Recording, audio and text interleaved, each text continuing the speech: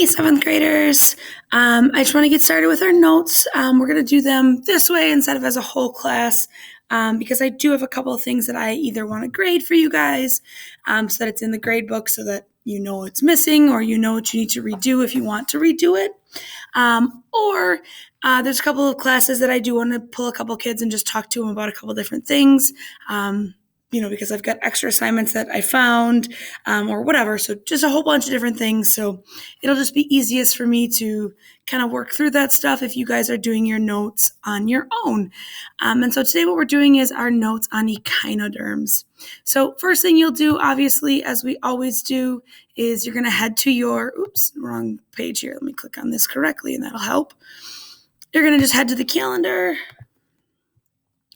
And we're going down to Echinoderms class notes. It is 5:20 today. All right, when you get there, we of course did the mollusk review game. We did that as a whole class already.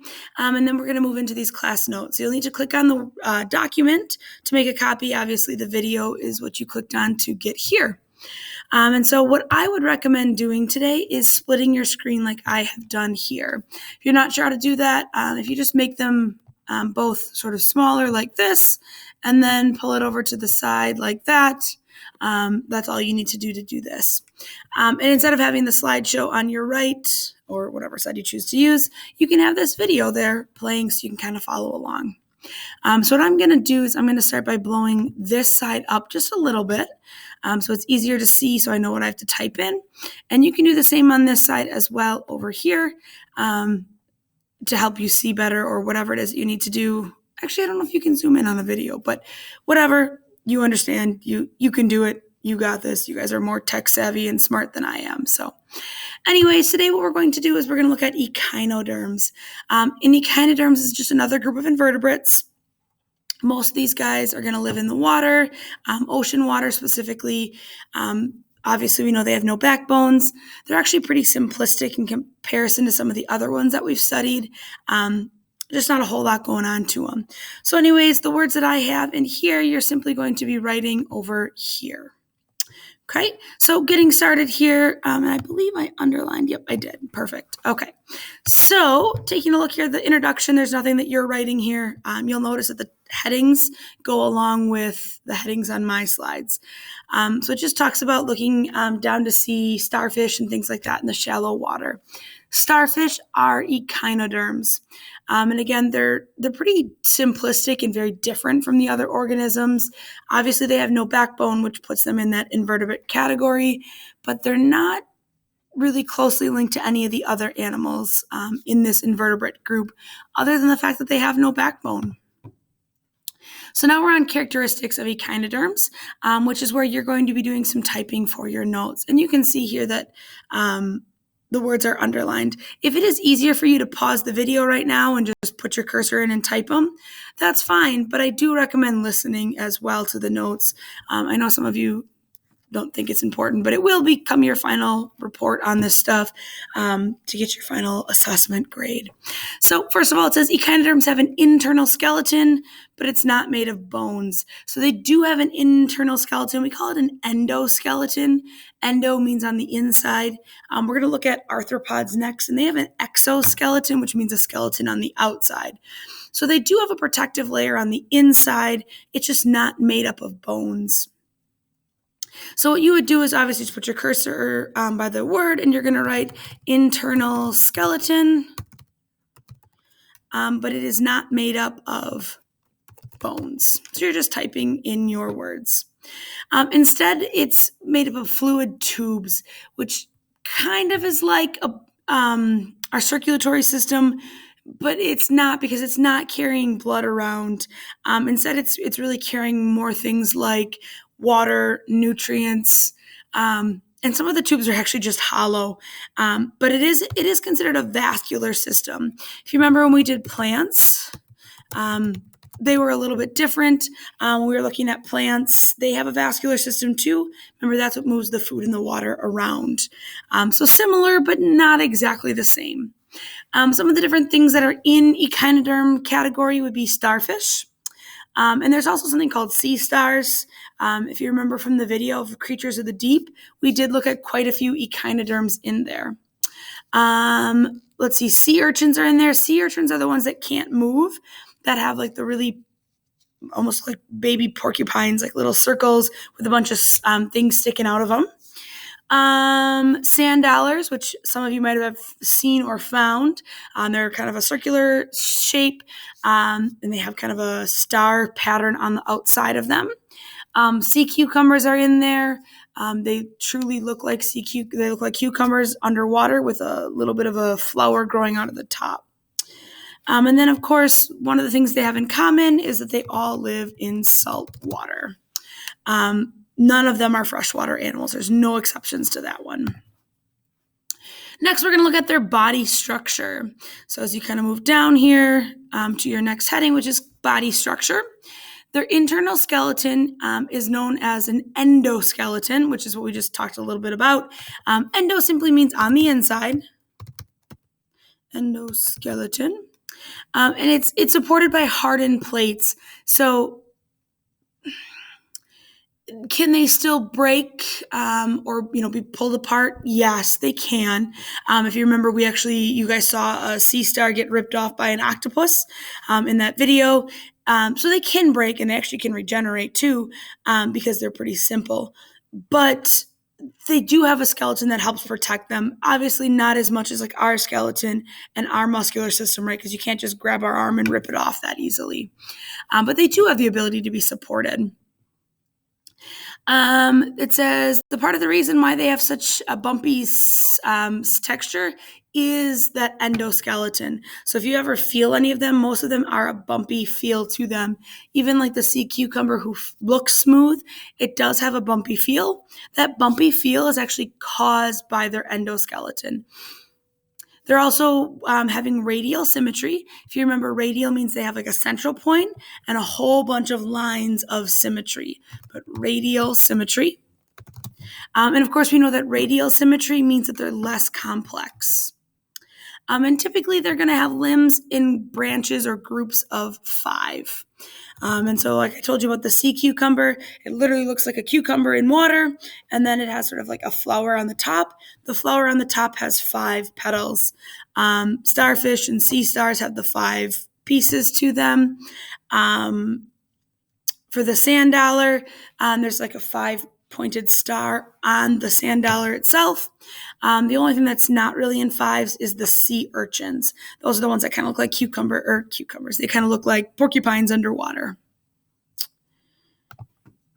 And so if you take a look at the picture here, too far, you'll see they kind of have those hard outside pieces. Then they have the the vascular system where water and nutrients can move around. They also have tube feet, which we will talk a little bit more about here in a minute for those of them that can move. So the next one here is looking at movement. So again, we're moving to the heading of movement. And it says water is forced in and out of the tube feet, which forces the limbs up and down and side to side. And if you remember looking at how that looks, it was in the video, but I also am going to show you a video. I want to say it's first thing tomorrow. I might have even linked it in here as well, so I'm not sure. We'll find out as we go. But they use tube feet. They're like little suction cups, and the water goes in and out of them, and that's how they move. It says the ends of the tube feet, or in this case, apparently I wrote tub feet. The ends of the tube feet, there we go, are sticky, and they're used to catch prey. So sticky meaning they don't like secrete anything or put any liquid or mucuses out, but they are sticky like suction cups. And so they are able to catch prey and they kind of engulf them that way. Most of the mouths of these are in the underside in the middle. So if I actually move this text box here really quick, you can see most of them have mouths right there in that middle piece. So the tube feet sort of grab it and pull it in. It says here, the next part says an echinoderm, like the starfish, cannot move very quickly. It more is going to creep along the floor of the ocean. So it cannot move quickly. is what you're typing. But it does, like you said, kind of slowly move. They look like they were moving quick in the video, but that's because they sped it up. Like I said, I am going to show you a video when it gets into movement and sort of what that looks like. All right. Oh, hey, here, I've got a little video for you. Again, looking at their movement. This is sped up. They don't actually move that quickly, but that is kind of the process in which they move. As I told you, SpongeBob is a liar to you. They don't move like Patrick does because Patrick is a starfish or an echinoderm. Just like the SpongeBob is not like a sponge. Here we have the echinoderm, and you can kind of see how the pieces are moving. The actual item itself doesn't move much. They kind of can roll like a tumbleweed, but that's sort of the movement in which they have. All right, moving into the next part here is reproduction and life cycle, or sort of how do they reproduce. In this case, echinoderms can be either male or female, same as a lot of the other invertebrates we've looked at, meaning they are hermaphrodites and they're able to sort of create both sperm and egg. In fact, all of the ones that we've looked at, with the exception of a couple of the mollusks, are hermaphrodite. Eggs are going to be fertilized in the water after the female releases them and the male releases the sperm. So again, this is one of those situations, like I told you in the past, you do get the opportunity to swim with their sperm and their eggs as well. So again, that's just kind of how it works. They release them into the water, and then of course they find each other, and that's that reproduction. Then the eggs then hatch into very small larvae or larvae. And look nothing like the adults. And I'll show you, I've got a picture of those coming up in a minute. But larvae is what we call the baby version of them. And they look nothing like the adults, and they have to kind of change and grow and reproduce before they get to that point. They go through the process of metamorphosis. They change from the larva to their adult stage, just like a caterpillar does, which is why I have some insects. And there's actually more than just the caterpillar. That's just the one you guys know the most about. But a lot of other ones do. Grasshoppers go through metamorphosis, things like that. But it's just sort of the idea that they're going to change completely from childhood to adulthood, if you will. And they're going to reproduce as well through budding and splitting themselves in two, which is where they don't release sperm and egg. Instead, they're going to make a copy of themselves as well. And so that's kind of another way in which that happens. So here's an example of a life cycle of them. If you take a look here, excuse me, you can see sort of here's those 5 pieces that we're looking for, or that grown-up adult phase of them. Here's kind of what that larva process looks like. So they're going to start looking like this, which is, again, not at all similar. Let me just zoom in just a slight bit here. I don't know if that'll help you or not. But it does not really look anything like what they're going to look like in adulthood. They're going to then, of course, move into sort of like a bug-like creature. And then they move into that star phase. You'll see they're juveniles here, so they're still young. And then we finally kind of get that star shape, but we're not obviously there just yet. Then we're going to have, they kind of start to bud or break apart. And eventually we get to sort of that final piece of moving or budding apart. And then they go to grow those 5 limbs. And so you'll see they start with about 4, and eventually they'll grow that 5th one from where they reproduce or where they've broken apart. So kind of a crazy little life cycle for how simple they are. They do change forms quite a bit. All right, let me zoom back out. So looking at the different groups, there's 4 main groups of them. There's starfish, which is the one you guys are probably pretty familiar with. If not, you'll get a chance to look at a whole bunch of them on Friday, which is tomorrow. And you'll see here, I'm just typing them in any order. It doesn't matter. The next one we get is brittle stars. Brittle stars are actually really aggressive animals. They will intentionally go after other organisms, even though they don't need to eat them or want to eat them. They more hunt for fun. Super aggressive animals. Then we get into sea urchins. Remember, those are the ones that look like porcupines. pretty simplistic animals. In fact, a lot of people have those in like tanks, like a fish tank that's a saltwater tank. And then the last one is the sea cucumber. Of course, there's more than obviously one type of sea cucumber. There's all different kinds, different colors. The flower on the top is slightly different for each of them. But those are sort of the big groups in general of them. That's where your notes end, but I do want to kind of just talk you through the rest of the slides here, or at least kind of quickly go through them. So sea stars is one of the groups. They do eat other mollusks and clams. They use tube feet to attach themselves, and they can also move that way. Their tube feet are used for capturing prey as well. And they're actually very strong with those tube feet. They can pry open things like clams and use their tube feet, to sort of suck out the clams out of them as well. I have a video of that as well, and it looks like I'm going to show you those tomorrow. The brittle star, they do look like the starfish, but they have the much skinnier arms, long legs. Their tube feet do not have suction cups. They actually move almost more like the cilia, and they kind of move their limbs back and forth to help them move around. And so on the left are your sea stars, or the starfish that you're familiar with. And then on the right are the brittle stars. So they don't look that different, but they definitely do have some differences to them. Then we get into the sea urchins. They don't have the arms, but instead the spikes. Like I said, they look like a pincushion or a porcupine. Some of the sea urchins actually have poison in those spikes, which allow them to be even more protective of them. And these guys are not eating other things. They're going to eat coral or plants underwater. The sea cucumber, again, like I said, it kind of looks like a giant cucumber with a flower on the end.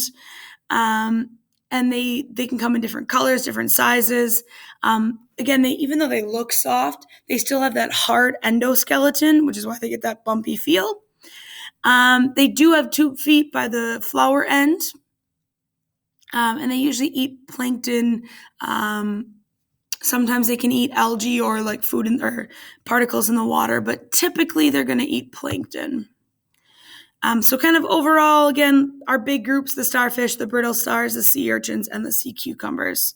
None of them move quickly. Most are carnivores, but there are a few that are going to just eat those plants. Specifically looking at the sea urchins and the sea cucumbers. And we know that they're not male nor female. They have the ability to sort of create and do both, create sperm and egg. And we know they go through that metamorphosis, or that life cycle process of changing significantly. All right, so here's kind of the next piece as to where we're moving next.